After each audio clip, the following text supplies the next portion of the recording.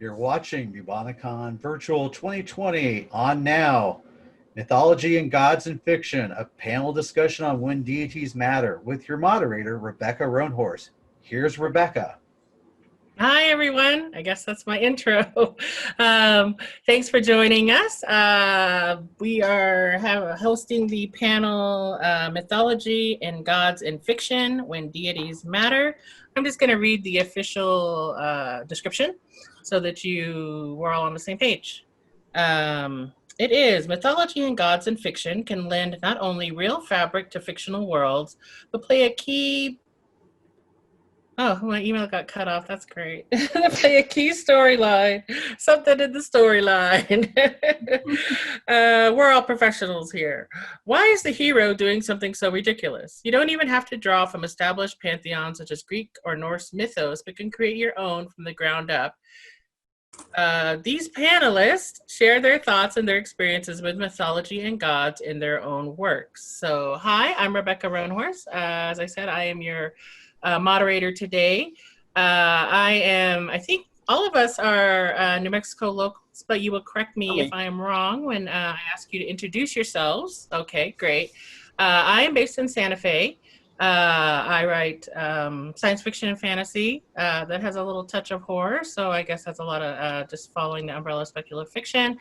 I've won a bunch of awards, or a handful of awards, lost some awards as well, and I've hit the New York Times bestseller list a couple of times. My novel coming out in October is called Black Sun, so this is where I do a little plug for that, which Lauren actually has read, an early version of it, and she really saved one of the characters. But anyway, let me move on from that.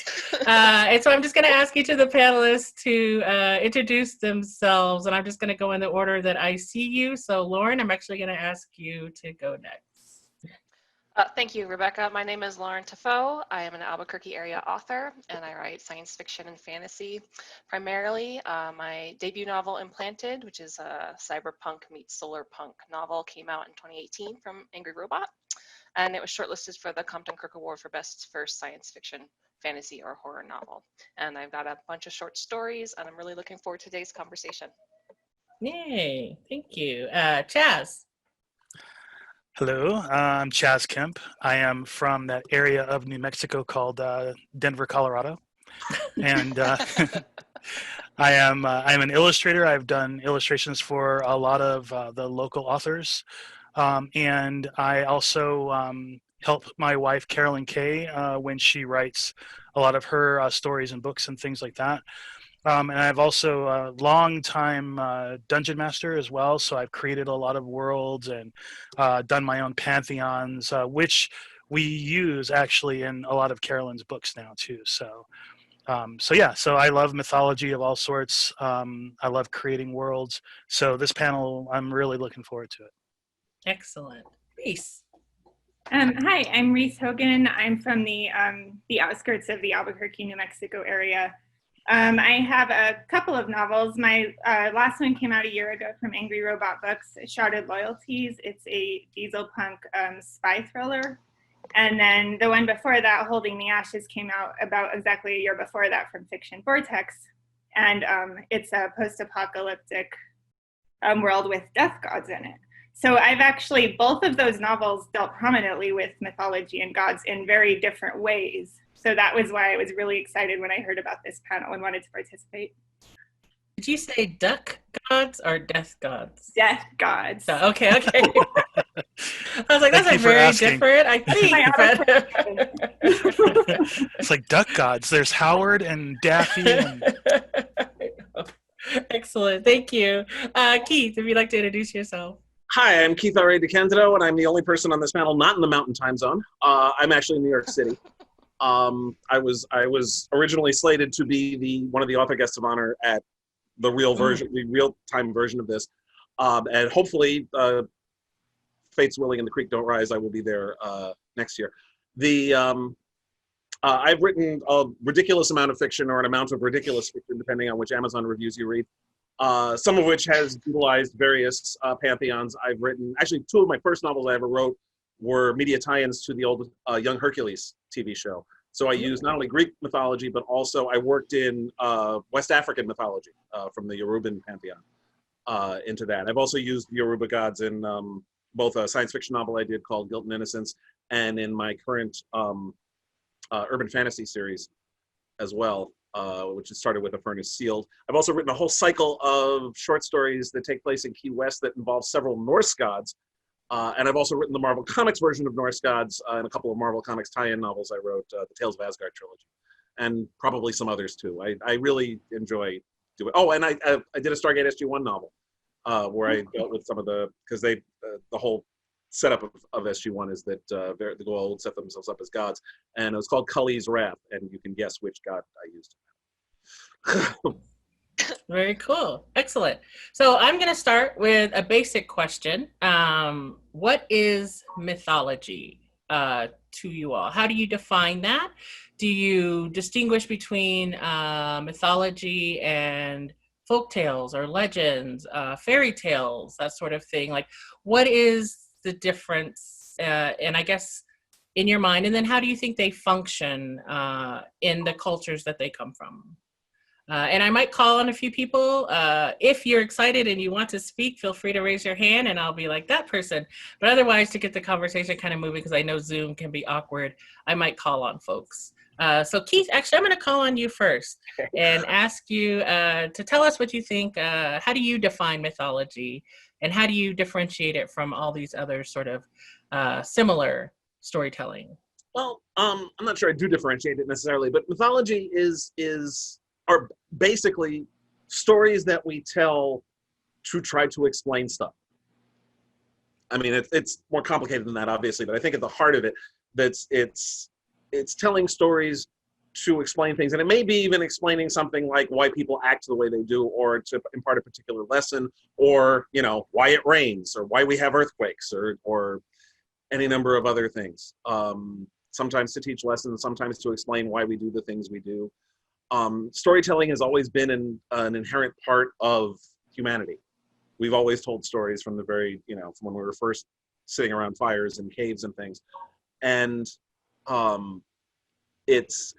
mythology is a particular type of storytelling that helps, like I said, explain stuff. Mm-hmm. Does anyone have anything else to add? Yeah, Lauren. So I'm going to be betraying my mass communications background. I have a master's, and so I come at it a little bit more operationalized, as in it's more of a framework for understanding the world. And it can be religious, it can be cultural, it can be secular. But like what Keith was saying, these are stories at the heart of explaining things, and what in the telling of those you get to kind of glean like the DNA for the people who've created those stories. And I think that's what's so evocative and keeps people returning to mythology, to myths and stories. And as far as like fairy tales and fables and legends, I would say those are kind of under the major mythology kind of umbrella, and those are more for teaching lessons, more for teaching tools and behavioral expectations, than just here's a story to shut up before bed kind of thing. Right. Chaz or Reese? Yeah, go ahead, Reese. So yeah, I do agree that they are culturally significant stories from the past, that have been kind of retold over several generations. I kind of feel like one of the qualifications to be mythology is that it can't be traced back to a single source. So in that respect, I would say that fairy tales and fables are often not considered mythology because you can often know who the author of that was. And I would say fairy tales are usually not considered sacred or true to any certain group of people. So that would be a differentiating line in my mind. Chaz, anything to add? I would also, I agree with what everyone is saying. I would also throw in as well that the idea of mythology could also have been a very entertaining way to have people remember those really important lessons. So it's a lot easier to explain to people, hey, you know, you should act well and treat other people well. You could tell them that, but it's like maybe they remember, maybe they don't, maybe they apply it, maybe they don't. But if you give them a story of a hero that they admire, and that hero didn't treat the old witch in the forest very well, and then, you know, blah blah blah, then they get that sense of consequences as well. They get the entire story. So not only do they get the idea and the moral lesson of, hey, you should treat people well, or whatever that moral lesson is, within that story they also get the consequences of not doing that. And I think that is also a very valuable teaching lesson, while also wrapping it in an entertaining story that they can remember a lot easier. And then they could tell their children and their children and their children, because it's like, hey, it's story time. You know, let me tell you the story about this or that. So I think it was a very useful tool in that regard as well.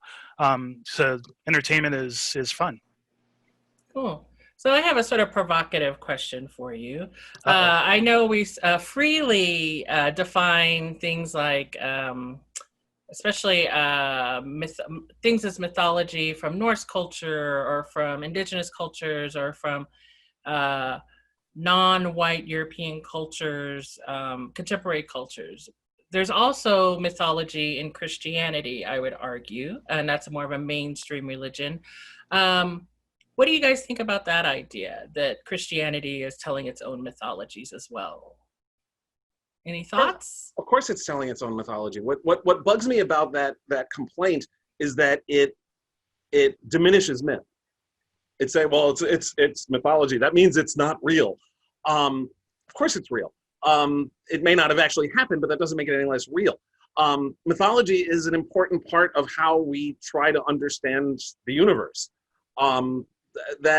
Saying that Christianity uses mythology isn't diminishing it, and that's usually the response that, well, Christians often have toward it, and that's not, it's not a diminishing. It's an explanation. It's a description, and it's not a bad thing.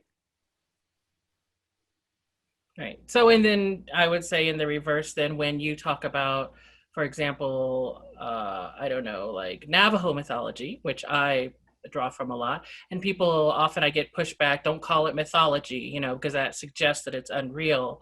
But Keith, what you're saying is it's exactly the opposite, that we should embrace this term because the term has been misused perhaps, or it has a different connotation than its original connotation.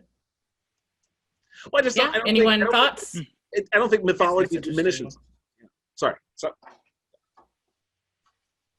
No, you're here to talk. Okay. Yeah, I think from the storyteller perspective, yes, our myths are what we uphold. The rest of the population, maybe not so much. And I think that's where that kind of sideswipe comes from. It's just mythology. And as far as Christianity not being called out on being mythology, I think that's just cultural supremacy in action. And I think the more we can do to kind of make sure that we are seeing where that line is between what is being upheld as monolith as opposed to being those Christian mythologies that are creeping into things, the better, especially since we've seen how it's been hijacked by hypocrisy, especially now, for a while now. And I think that's, at least I find that very discomforting, because if you know what the texts say and how it's being misappropriated now, that's a problem. And so, Reese, you had mentioned that myths can be, I think it was Reese, I'm sorry, cultural or religious or some combination thereof. That was Lauren. Lauren, you mentioned that. Okay, thank you. Do you want to talk a little bit more about that? When do you think a myth goes from, or do you think it starts as religious and becomes more cultural, or vice versa? Or how do those things intertwine? And how does that affect us as storytellers drawing from these mythologies that might be religious truths to believers? Sure. So I see it more broadly. I don't want to necessarily derail the panel, since we do have, a lot of cultures and things that we draw from as writers in our stories. But for me, I do see it as it can go into other places. You can have a culture that is not very religious. It doesn't have a whole lot of beliefs in upper deities or some sort of supernatural power, but it has a set of beliefs, and those beliefs are then passed on to the next generation in this manner. You can look at it in a secular way in terms of some sort of institution or company or whatever you want to look at, and you know, this is the founding mythology about this institution, and depending on scholars' interest or ability to kind of reconcile what is told versus what the record shows, you have a lot of space to play with as a result, and a lot of ways that people can reinterpret and pass on a story that may not, like a game of cultural generational telephone kind of thing. And so the weight of all that, all the years, kind of gets you this kind of story at the end, and collapses it down, and that story may not be true, but it's what the take-home message becomes. And so I think anytime we can kind of decouple some of that and disentangle some of that and see the nuances, whether it's religious, secular, cultural, that can only help us in terms of identifying where things come from. I hope that answers your question. It does, it does. And I hadn't even thought of like the idea of like secular myths, but the myths we tell about our institutions, about our government. I mean, those become stories that define our culture, and that we pass on to our children. We don't necessarily define them as myths, right? But certainly they are, right? Any other thoughts? No? Okay. So the root of the question is whether, you know, they're all religious, or whether they can have different places they come from, right? Mm-hmm. Yeah, I mean, in terms of that, I did, you can think of like the Arthurian mythology, that's not from a certain religion. And that it's, I think these things could just, like Robin Hood, they just kind of grow organically from the times. The Grim Reaper is another good one. That one is not based necessarily in Christianity. And something even before the Black Death existed that still looked like what we today associate with the Grim Reaper. So I think it can be anything that had a root that started somewhere and was retold and grew out of the lessons that we wish to impart to our future generations. I would tend to agree with that, just because, like, you know, I'm happy that you brought up Robin Hood and Arthurian legend, because I as a child, I gravitated towards those. The lesson of Robin Hood, of course, is, you know, when you have authority that is misusing its power, that the people can rise up and actually resist and do something about that, which, you know, some can argue can be a relevant point even today in our country. And so even though that is a mythology, and even though people can look at that and say, well, those are just stories, the lessons I find in a lot of those are almost always relevant, no matter how much time has passed, because history is circular, you know. And, you know, it's like they say, well, those who don't remember history are doomed to repeat it. We are repeating various aspects of other cultures' histories even now. And so those lessons become even more important in a lot of ways, even though they're hundreds and hundreds of years old and from other cultures. They're still really very important and very valuable, because they, you know, mythology, not only should it not be derided as just stories and written off, mythology also gives hope, especially when you feel like the world is against you or whatever, you know. So and mythology is incredibly important. So yeah, thanks for bringing that up, Reese. I appreciate that. Somebody had to mention Robin Hood, and glad it's you. So that sort of begs the question for me. You know, we talk about the truths, I'm going to say plural, of mythologies. Is there something universal in these stories that talks to humanity, or are they specific to cultures, or is it a little bit of both? Like, why do you think we keep retelling these stories again and again? Because the best myths, the most enduring myths, are the ones that speak to, if not necessarily universal experiences, at least very common experiences that people have. Plus, you know, a lot of it is, you know, trying to explain stuff. It's funny. One of the things when I was writing about the Greek gods, I realized that both Greek and Norse mythology have a story of a giant trapping somebody in a jar. It happens to Ares and it happens to Loki.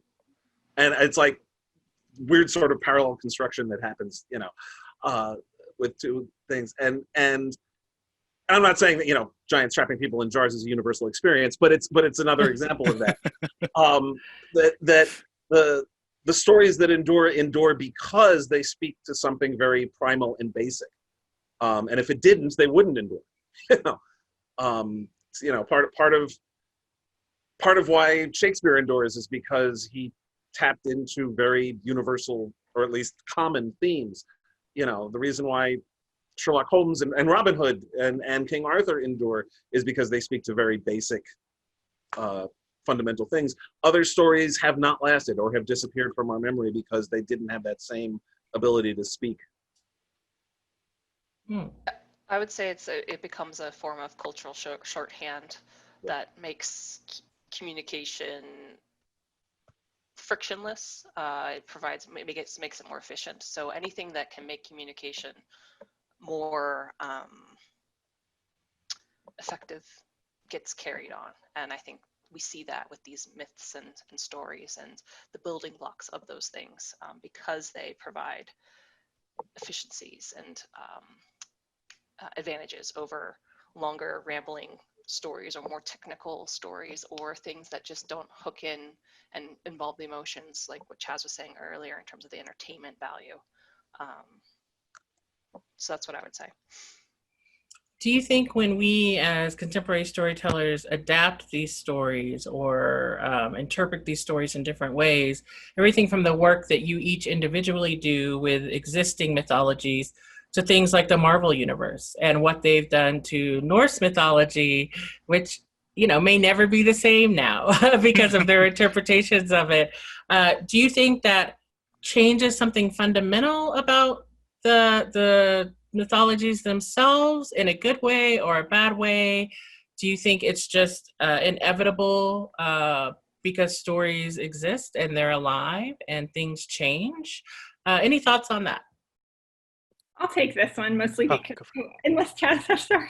Oh, no, go for it. No, Reese and then Chaz. I will go after you. I have the words written in all capital letters, "It's inevitable," right here in my notes. So I was like, but you were saying that, and of course, when I said that, I lost the thread of it. Yes, I think that mythology, I think it's alive, and I think it grows with us, and I think it kind of grows to fit our needs at the time. So I think when we take a myth and we work with it, sometimes we want to pull out different aspects of it. That doesn't necessarily mean we're changing it, not unless we want to, but it means we might be choosing to highlight different pieces of it. I want to use a personal example here. I recently did a retelling of Hansel and Gretel for a steampunk anthology. And in the process of studying the fairy tale, I was really struck by the child abuse these kids would have gone through, being left in the woods and what their lives must have been like even before that point became.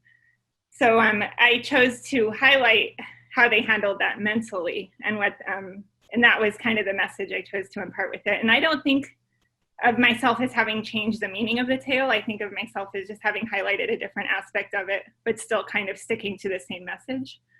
So I guess my answer is it's alive and it changes with us. And we need it too for our personal needs. You know, very interesting. Before I go to you, Chaz, I was on a mythology panel with Shannon McGuire recently, and she was talking about the Hansel and Gretel myth, or fairy tale. And she said our interpretation of the way that the older children were treated is a very contemporary understanding of, the situation, and that back in the day, you had a better chance of setting the children free, and maybe they would find someone nice in the woods and survive than, starving out the baby and the father and the whole family, through the winter. And I thought that was very interesting. Nothing to see that panel actually, and yeah, because it's like the story might, stay the same to a certain degree, but the people who are reading it, have changed. And so maybe a good story changes with the people, but now we're getting a very different message perhaps than what the original message was intended. For better or worse, I think it's kind of interesting. But Chaz, go ahead. You had some thoughts. Yeah, just to kind of piggyback on what everyone is saying, really, because I really agree. I want to read it. I want to read you guys' books too, but in thinking about Marvel's interpretation of Norse mythology at the time when they came out with Thor and all of that back in the 60s, I don't think there were really hardly anybody was actually worshiping the Norse gods during that time. Not really. They are now. And so for individuals to really kind of look at that now and look at how Thor is being played in the movies as opposed to how he was in the comic books, as opposed to how like Neil Gaiman interprets all of those Nordic folk tales, mythology, etc.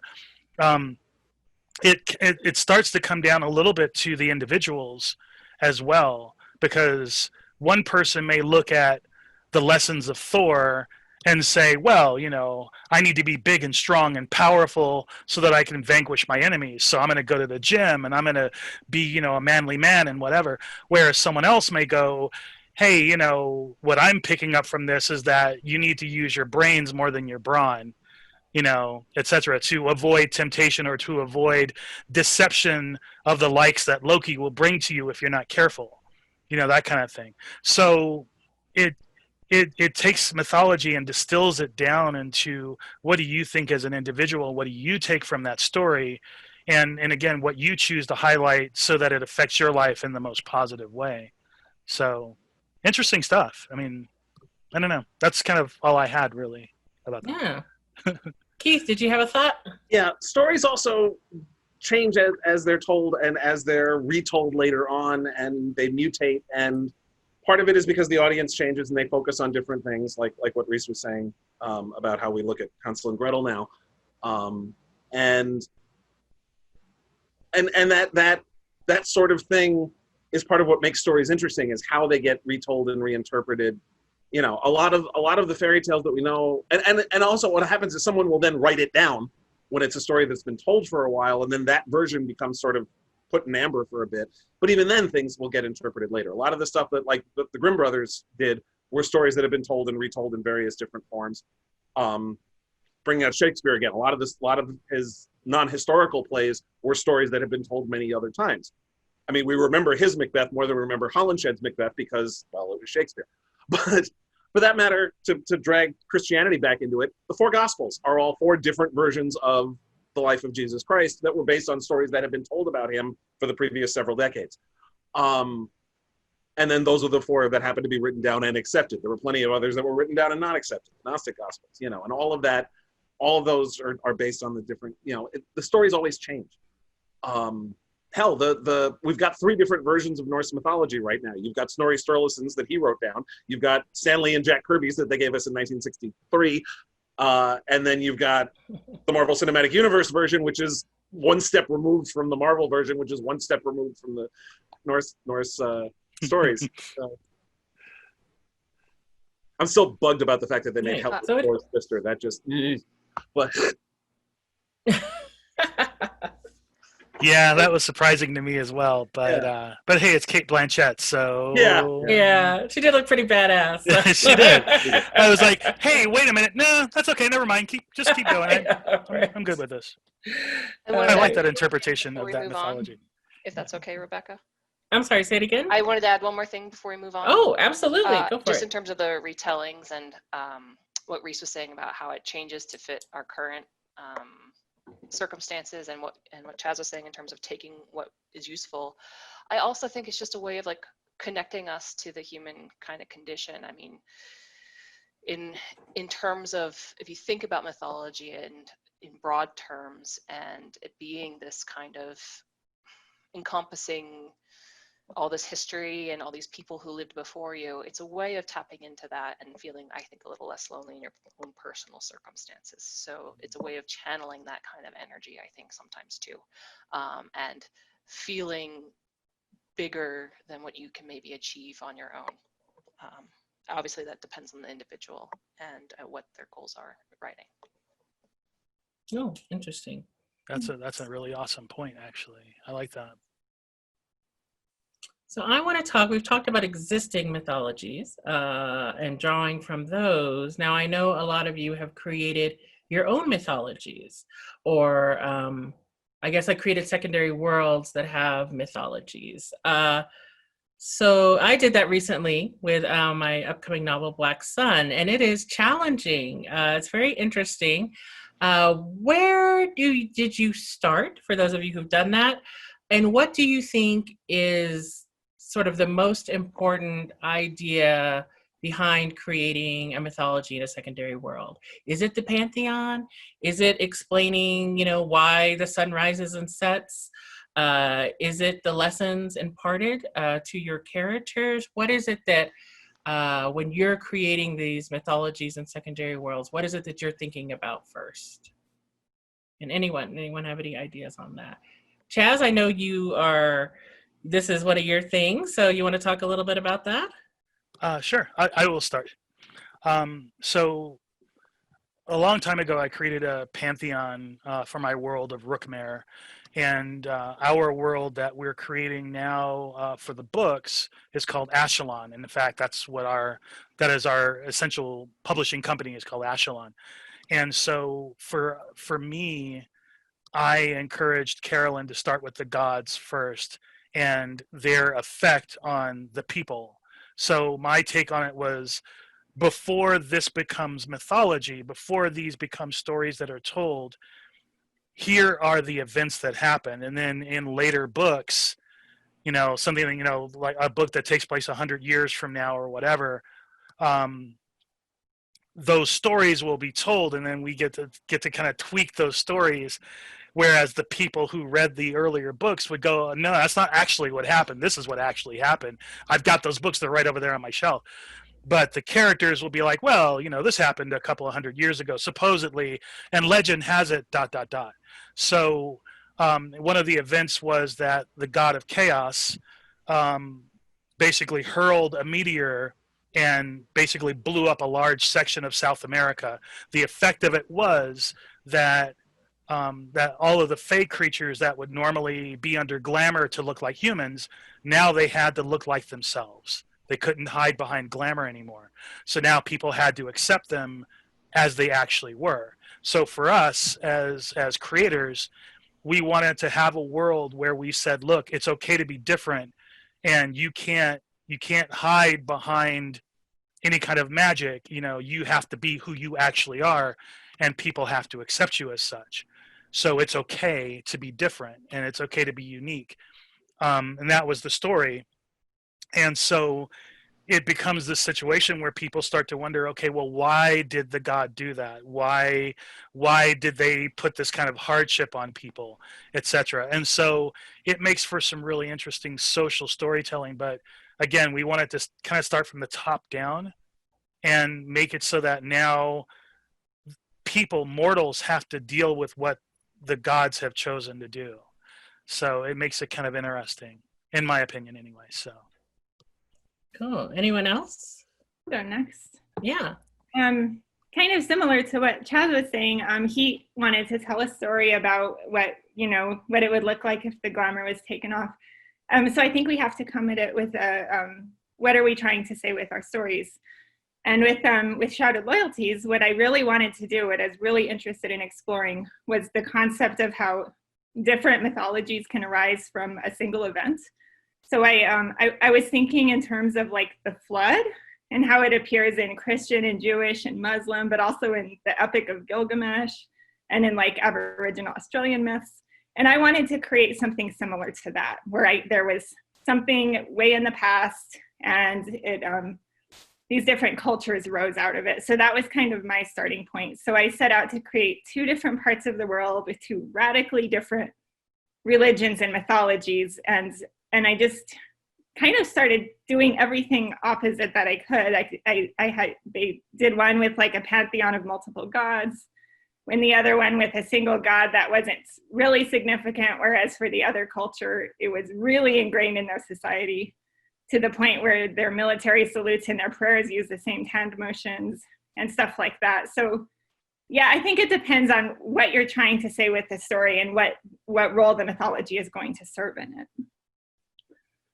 I really like that too. I think people forget, like just generally world building, that in your world, not every culture is the same, and then not every culture will interpret an event, the same way, particularly like an historical event. So that is good world building advice generally, I think, for everyone. Keith, did you have any thoughts? One of the things the only of the original worlds I've created, most of what I do is I pilfer from existing mythologies because they've already done the work for me. But I have a series of epic fantasy police procedurals, which take place in a very prototypical medieval fantasy setting. The idea is to meld that with cop stories, so that they're police procedurals in a fantasy setting. It's one reviewer called it Dungeons and Dragnet, and so for that, awesome. I created, and one of the things I've enjoyed doing in that world is having, there are all these legends that have grown up. There are these, grand heroes that have, been in the world, and there are wizards who have tried to take over the world, and there are these grand wars that have been fought, and then like finding out what the true story is behind them to sort of demystify it a bit. That, there's this dragon that flies at midsummer. It flies over the town every midsummer. Sometimes it blows fire, sometimes it doesn't. There's a big festival surrounding it, and there are bets taken on whether the dragon will breathe fire this year or not. And then eventually they find out that the whole reason the dragon does this is because of a spell that was cast 2,000 years ago that doesn't matter anymore. There's a marker that he's supposed to check on that doesn't do anything anymore. But the dragon's 2,000 years old. He's senile. He doesn't know any better, so he just keeps doing it anyhow. Stuff like that. How stories change. What we were talking about before about how stories change and how that affects what stories are told. There's one bard who always tells the story of Gan Brightblade and how he just killed one particular wizard and with his great sword Monsterbane, and he knows that his sword wasn't actually named Monsterbane, but every time he leaves that detail out, people come up to him after he tells the story and said, "Hey, his sword was called Monsterbane. You should include that in the story." So Cool. Lauren, any thoughts?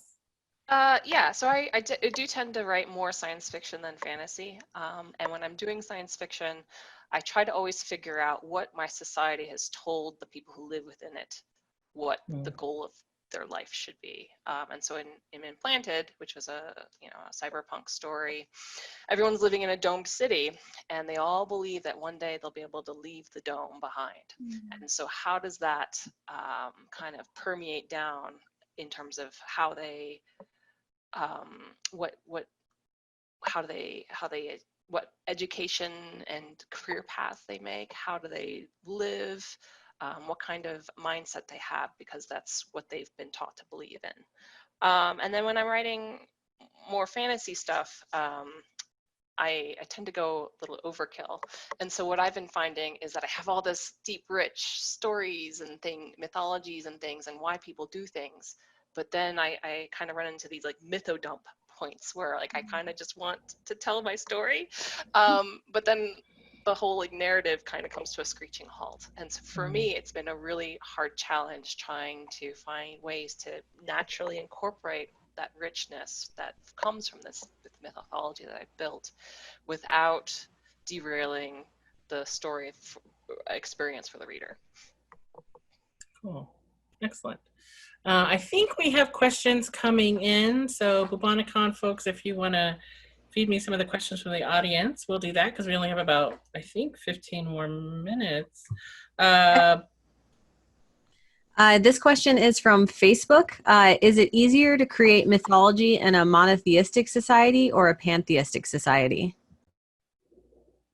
Oh, who wants to take that? Maybe Reese, because you said you had written both, right? Yeah, I don't think either one's easier.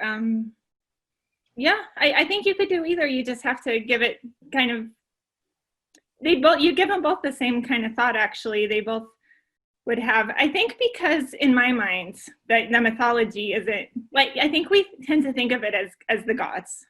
And in my mind, it's not really about the gods. The gods can be part of it. Sometimes there are characters in it. But a lot of times it's about people who lived under the gods or people who lived, you know. So I guess that's why, to me, I don't think either one would be more challenging. I could tackle them with the same amount of, and I haven't really necessarily done both. No, wait, yes, I have. I did say that.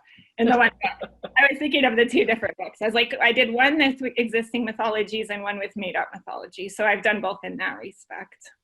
But yeah, I don't think either one would be harder than the other, to me personally. Anyone else? I like the idea of creating mythologies that center around heroes. That to me seems very, very interesting. And whether or not they are out serving the gods or serving themselves or a king or a queen, I think stuff like that is a lot more, I think you can find a lot more richness of story because they're fellow human beings. And so you can give them flaws and things like that. So I think those tend to be a little bit more, I don't know, relatable, I guess would be the word. Right. So for all this talk of gods, we really like to tell stories about humans after all, their interaction. Although I recently read Circe or Kirky or however you're supposed to pronounce the Madeline Miller story. And of course, she was an immortal. Circe was a Greek immortal, surrounded by plenty of gods with plenty of flaws. So that was really wonderful. I would recommend that novel very strongly if you guys are interested in mythology. Any other questions, Bubonicon? Yes. Do gods in mythologies always have to be intrinsically more powerful in most ways than mere humans? Oh, that's interesting. Not necessarily. They have to have something that sets them apart. Otherwise, people wouldn't worship them. It doesn't necessarily have to be superpowers, but a lot of them do. But there has to be at least something that sets them apart that makes them worthy of being objects of worship. Or a worthy opponent as well. Yeah. And I think if you're looking at gods as often beings explaining why the world works or why it works the way it does, then I would probably say yes. They have to have something going for them, right? Absolutely. Although we often worship other humans, I might argue, cult of personality sort of situations, but then we often elevate them, back in the olden days, to God status, right? To explain why we worship them. So that's. And again, it's because they do something extraordinary. Yeah. Yeah, or the role that they occupy needs to be perceived as extraordinary, right? Like I'm thinking of emperors and things like that, and I don't know if they're extraordinary or not, but right, interesting. And they have to be a bit unknowable. I think that's for me one of my favorite sort of ideas behind gods is that they could be capricious or they're not completely knowable to human intellect. Like they don't always make sense to humans. And that's one of my favorite ways to write them and the stories that I enjoy. Even things like the Book of Job, I might, throw in, I think is wonderful because, who the hell knows what God wants? Job does it, so that's pretty cool. Bubonicon, any other questions? Yes. Chaz, since you consider yourself and are the creator of the world, do you then consider yourself the ultimate god for the world that you have created? And I think other panelists could answer this as well, but it was directed to Chaz. Whether they consider me the ultimate god of my world. No, I will say first and foremost that I am part of a pantheon. If that were to be if you were to elevate me to that status, then because my wife does all of the hard work, she's the one that actually writes the stories and everything. I give her a ton of ideas, and then she does all the hard work, and then afterwards I come back and do all the art. So it is really a co-creation sort of thing, but she also has the final veto since she's writing the story. So in fact, I am actually more like a demigod, kind of, a trickster god, if you will. So yeah, I guess in that regard, sure. That's an interesting question. I've never been asked that before, but sure. I will take that particular position for certain. If I were to give myself that kind of promotion, then yes. Hopefully that comes with a pay raise as well. So. And I know often people say, oh, authors are like the gods of their world sort of thing. But I often feel like I don't have that much power. Like once the story gets going, the characters have a lot of power. They reach a certain level of momentum where you have to follow. And if you don't follow, then the story fails, and readers will not follow with you. So maybe being a god isn't all it's cut out to be. Yeah. I've written 3 supernatural novels based on the TV show, and on the TV show they had a guy who wrote supernatural novels, which freaked me out. And then further they revealed that he was a prophet, and then later they revealed that he's God. So the guy who writes supernatural novels is God, which took this to its ridiculous extreme. There you go. Very meta, very meta. Oh yeah. Okay. The meta upon the meta. Yeah, Bubonicon. Do you think myths are the foundation of how humans understand story, or do you think that myths are created using common themes because of how we understand story? Oh, the chicken and egg question. Do you have an answer? Anyone? Oh, hell no. I think that's a Lauren and Reese question. That's passing the buck. Yeah, you're right. That's exactly what it is. I'm a demigod. I can do that. Oh, I think if we could figure that out, we'd solve a lot of problems. Yeah, right. I'm kind of tempted to say yes. I think the stories that have survived the longest are the mythological ones. So I guess that's what I would say. I can't think of anything that survived that long that we wouldn't call myth. I don't know. Hey, that answer works for us. I am going to speak for everyone.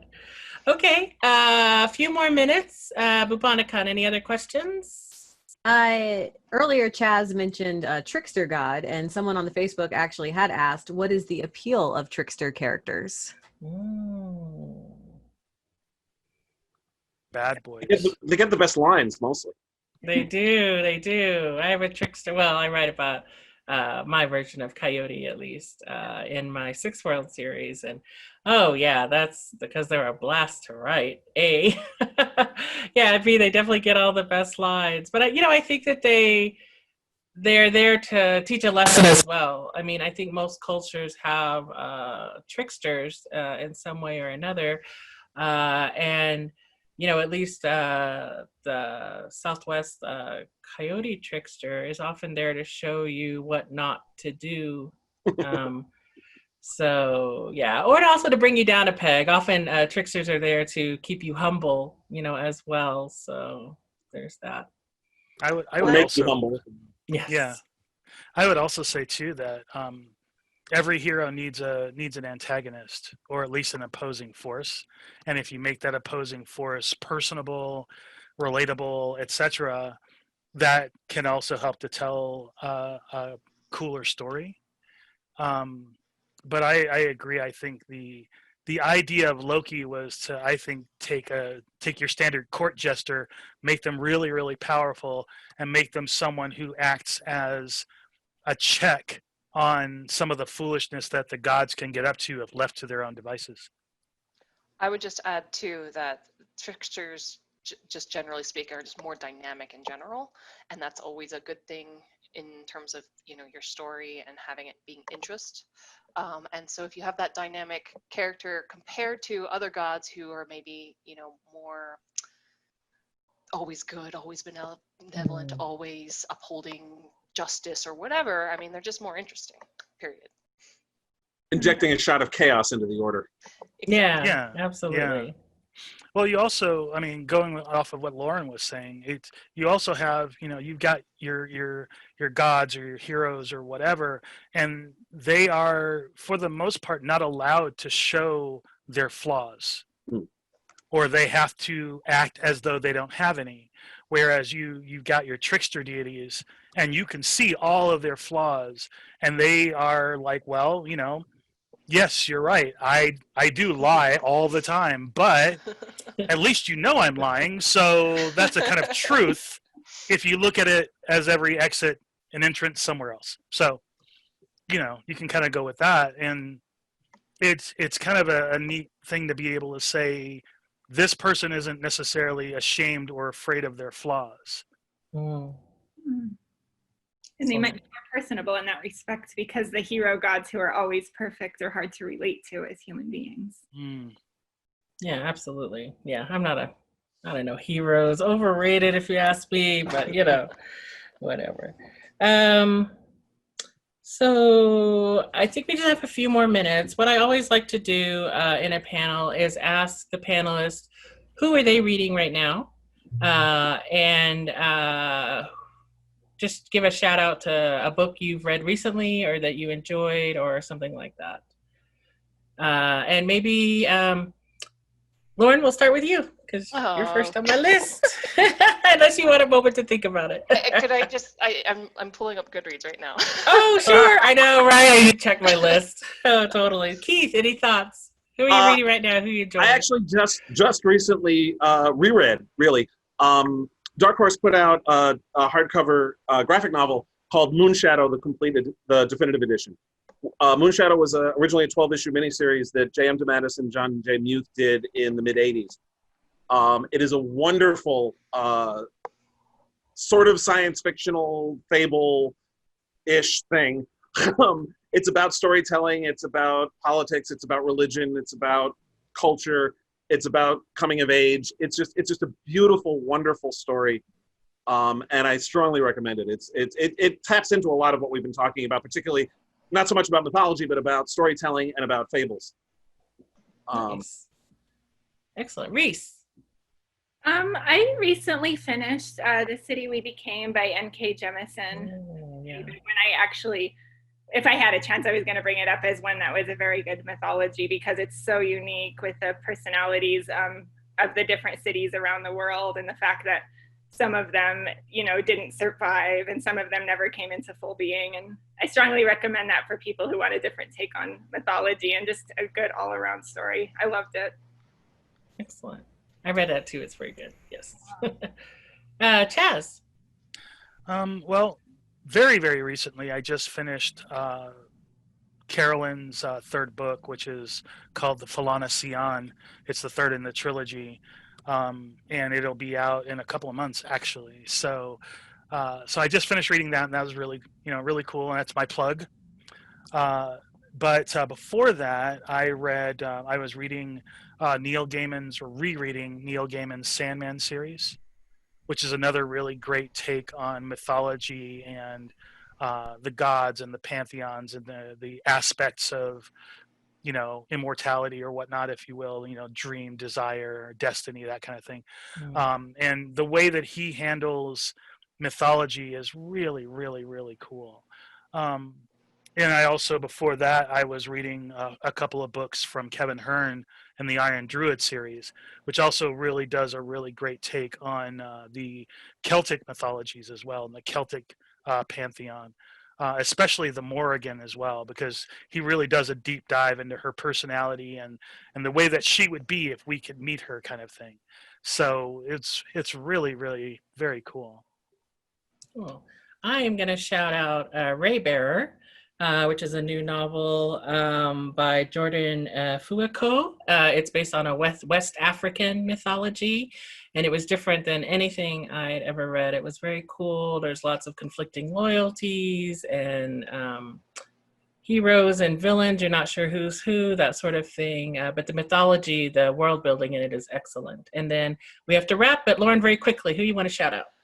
Vose, Empress of Salt and Fortune, which is about a chronicler trying to capture a exiled royalty queen's fall, which is really interesting with the way they played the story. And also Harrow the Ninth. It was confusing and fun and crazy, but it's also about how when the mythology starts to break down and what do you do? And grief and PTSD and the best damn soup in the galaxy. So good. Okay, and I think Craig wants to outro us out. Is that what I saw? Outro. Yeah, that one. Thank you to all of our mythology panelists. Coming up next, a reading from Connie Willis. Thank you. All right. Thank you, everyone. Bye, guys. Bye-bye. Thank you. Thanks, Rebecca. Thank you. Don't forget to tip your waiters. Yes. And your moderators.